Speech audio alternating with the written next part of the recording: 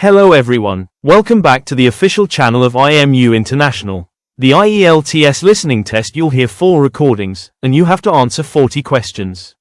Remember, you only hear the audio once. Let's get started. Section 1. You will hear a talk between a customer and a travel agent. First, you have some time to look at questions 1 to 10.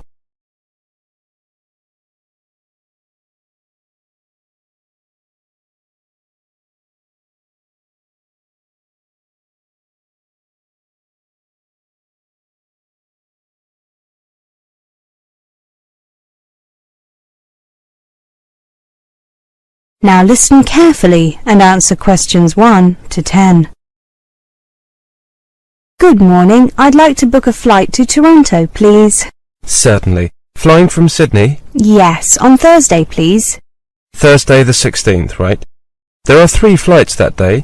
Do you prefer flying with any particular airline?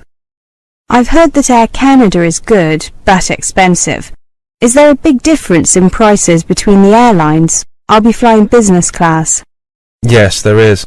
Air Canada is the most expensive airline at $4,000 to $6,000 for business class, depending on the date of return. Qantas is $3,000 to $6,000, and Pacific, the budget airline, charges between $2,000 and $3,500. Wow, that's quite a difference in prices. I'm returning on from Wednesday 22nd. So could you check the return prices for me? Sure. Let me just enter the return date into the computer. OK. Air Canada has tickets for $4,600. Qantas has them for $4,200. Pacific has tickets for $3,200. Those prices all include taxes and surcharges. OK.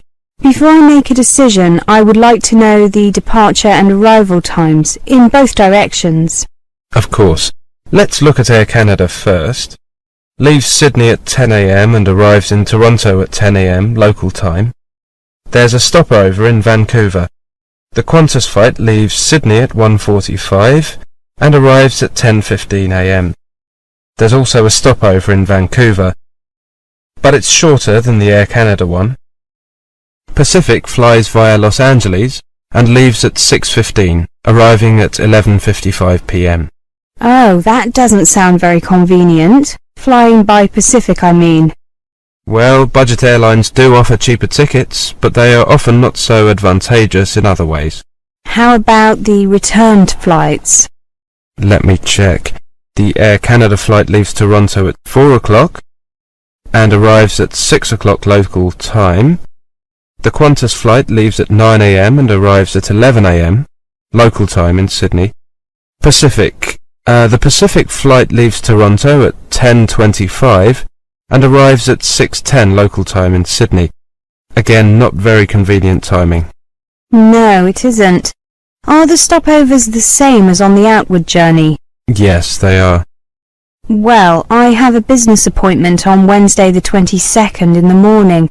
So unfortunately I can't take the Qantas flight. The Pacific flight times are too inconvenient, so I'll take the Air Canada flight, even though it's more expensive. Right, I'll book that for you, shall I? Do you have your passport with you? Yes, I do. Here you are. Thank you. I'll just enter your details. OK. Could you just check this printout? Make sure that I've spelt your name correctly and have written your passport number correctly too. Will you be paying by credit card? Yes, I have a company credit card. Here you are. Oh, my name is Reece with a C, not with an S. Oh, I'm sorry. I'll correct that. R-E-E-C-E. And my given names are hyphenated. Mary-Ann, with an E. Oh, you've got that. Sorry. OK. Mary-Ann. Joined together with a hyphen. Is the passport number OK? Yes. Could you give me an official invoice, please? I need it for my company. Certainly. Shall I use the company name as it appears on the credit card, ABC Stocks? Yes. OK, thank you. Could you sign here and here? Thank you. I'll just print out your ticket. Thank you. That is the end of section 1. You now have half a minute to check your answers.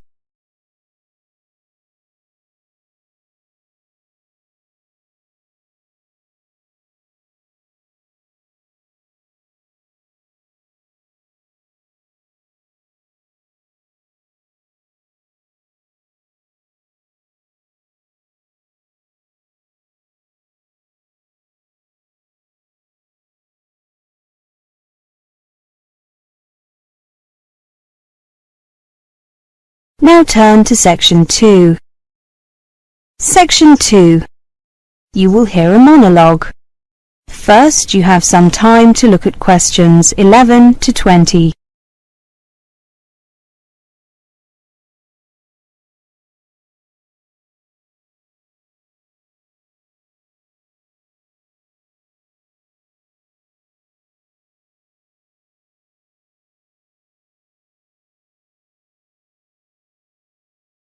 Now listen carefully and answer questions 11 to 20.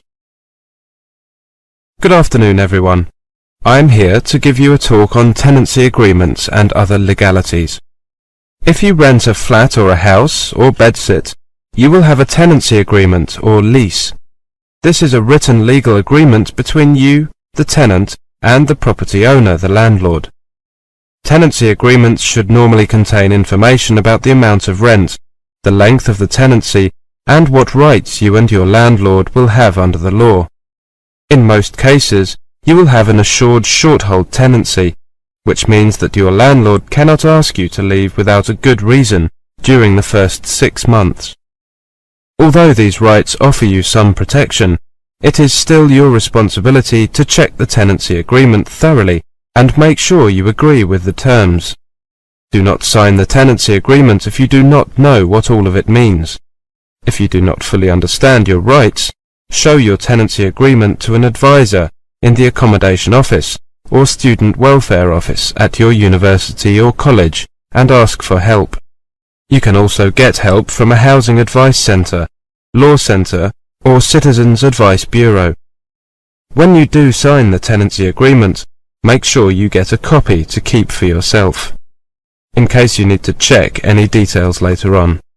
The landlord may also ask you to sign an inventory, a list of all the items in the property, pieces of furniture, kitchen items, etc.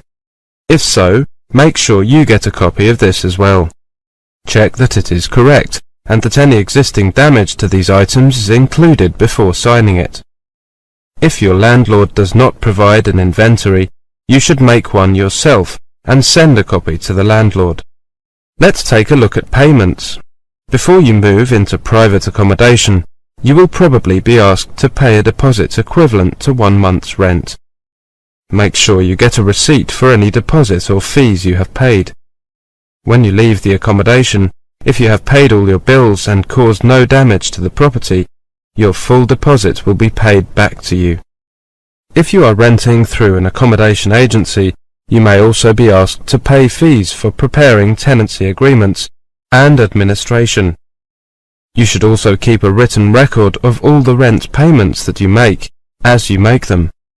If you have a dispute with your landlord, or you get behind with your rent, you should get advice as soon as possible. Remember that if you live in the same building as your landlord, or you have a room in a student or youth hostel, or university college accommodation, then this will affect how secure your tenancy will be. If you do not share any living space with the landlord or a member of their family, apart from means of access like an entrance hall or a staircase, or are a student living in halls of residence, or any other type of accommodation where an educational institution is the landlord, you will have basic protection from eviction. Your landlord will have to end your tenancy first, either by waiting for the end of the fixed term you agreed for the tenancy, or by giving you at least 4 weeks written notice in writing to quit, or through getting a court order. Before you have to leave. If you share living space, for example a kitchen, living room or bathroom, with your landlord or are in a student or youth hostel, you will be what is termed an excluded tenant, which means that you are outside the protection of the UK law which regulates tenancies and will not have security of tenure. All the landlord has to do to evict you is to give you notice. although they must give you a reasonable amount of time in which to leave. If you have problems with accommodation, contact the accommodation office or students' union at your university or college. If you need specialist or legal help, contact a law centre in your local Citizens Advice Bureau who will be able to tell you your rights as a tenant and the rights of your landlord. That is the end of section 2. You now have half a minute to check your answers.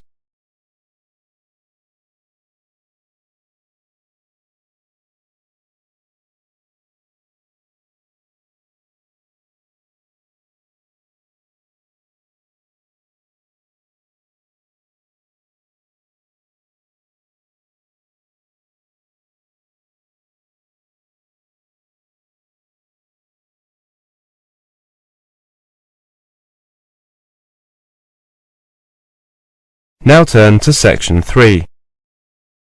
Section 3. You will hear a talk between a professor and a student. First, you have some time to look at questions 21 to 30.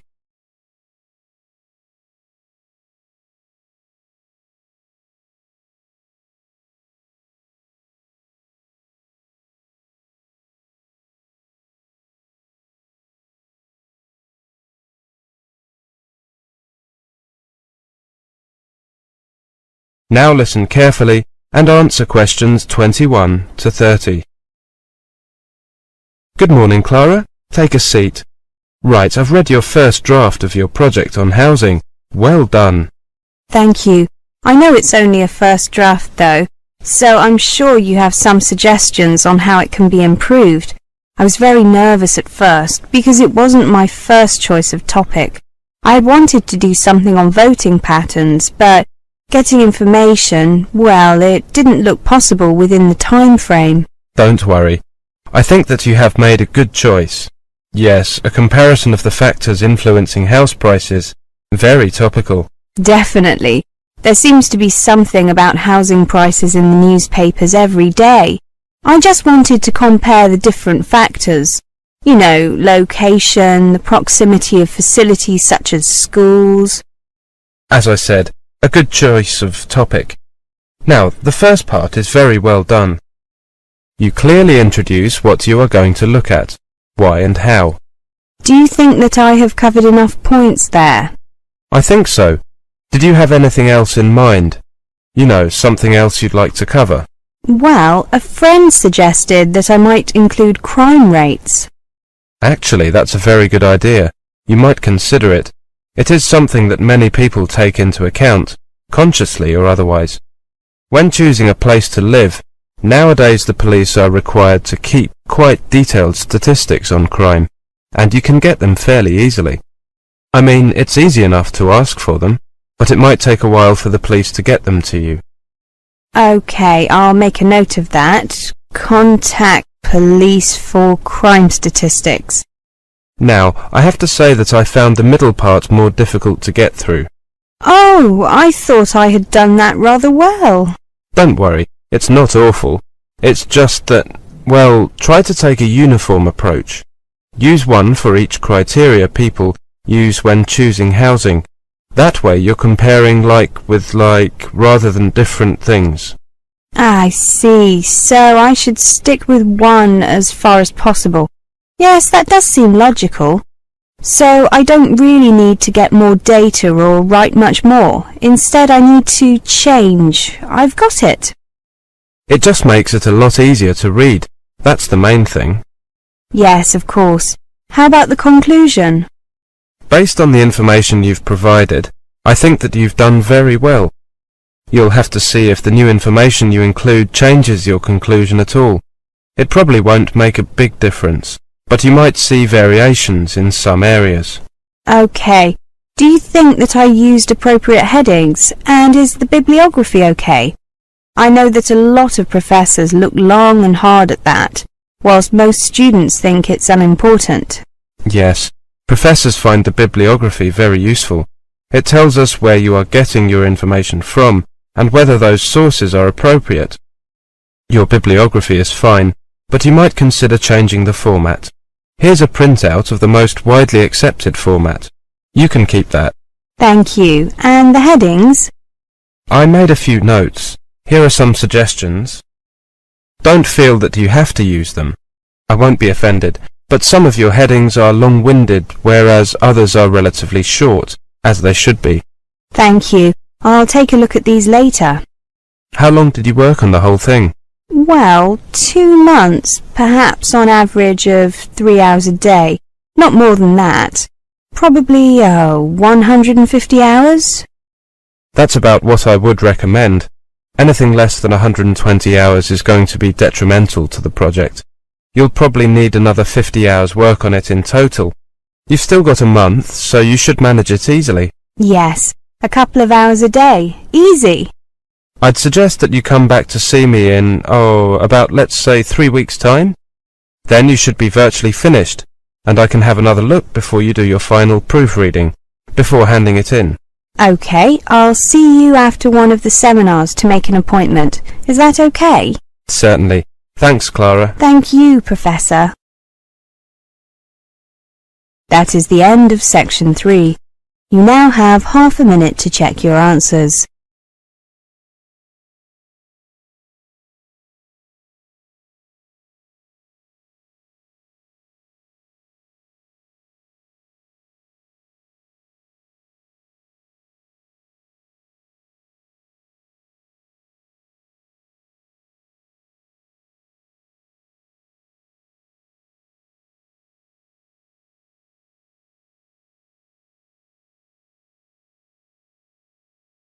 Now turn to section 4. Section 4. You will hear a presentation on scholarship and funding. First, you have some time to look at questions 31 to 40.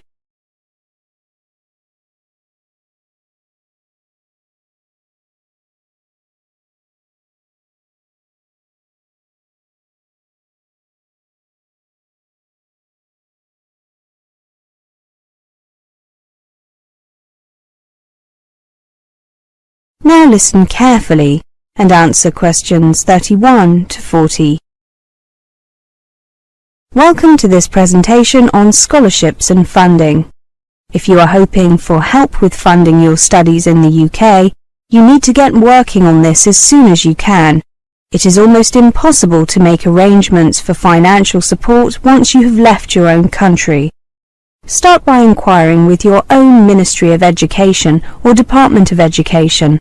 Your local British Council office can provide details of awards available, including those offered by UK institutions themselves. You will also find information and a scholarships database on their website. The main scholarship schemes available for international students include British Education Scholarships, Commonwealth Scholarships, Foreign Office Scholarships, and Overseas Students' Research Awards. British Education Scholarships are prestigious awards, enabling talented international students to study in the UK at postgraduate level. Only students studying for at least one academic year are eligible.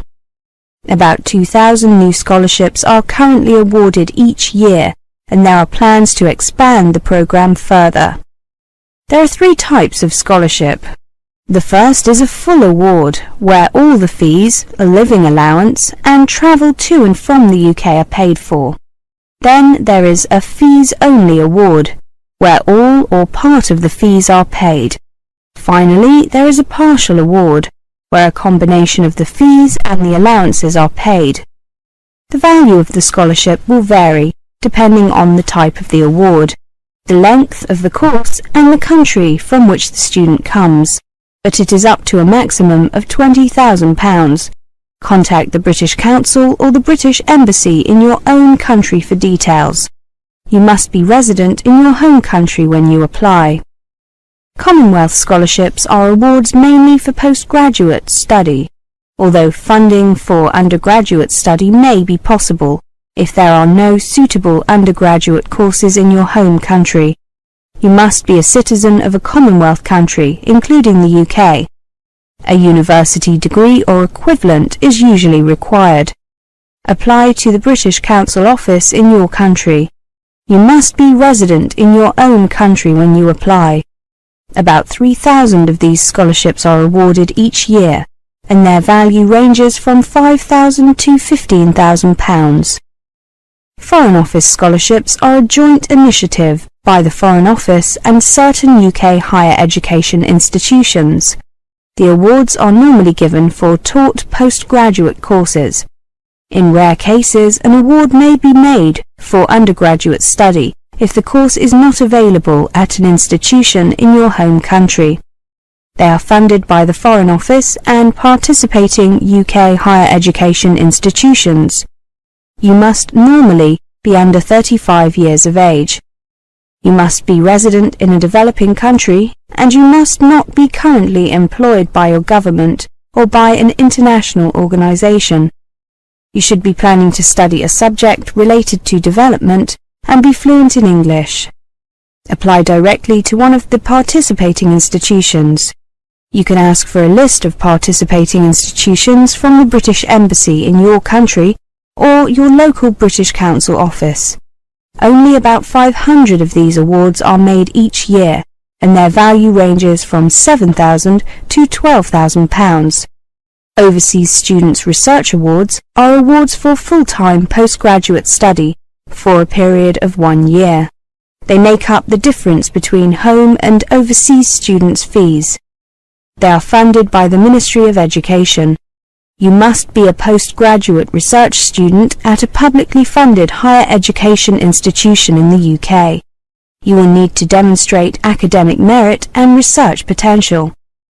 Application forms are available from UK higher education institutions, so contact the one where you want to study.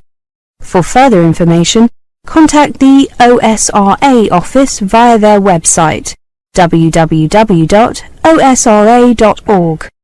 Actually, you can email them at osra@osra.org. On average, 1,000 of these scholarships are awarded each year, and the maximum amount is £25,000 per scholarship. That is the end of section 4. You now have... That concludes today's IELTS listening mock test. How did you perform? Compare your answers with the key provided to see your estimated band score. If you're ready to take your preparation to the next level, join us at IMU International. From intensive IELTS workshops to free student visa consultancy, we provide the expert guidance you need to succeed in 2026. Visit our centers in Navsari or Billamora to start your journey today. Don't forget to like this video and subscribe for more professional training from IMU International. Good luck with your studies, and we'll see you in the next session.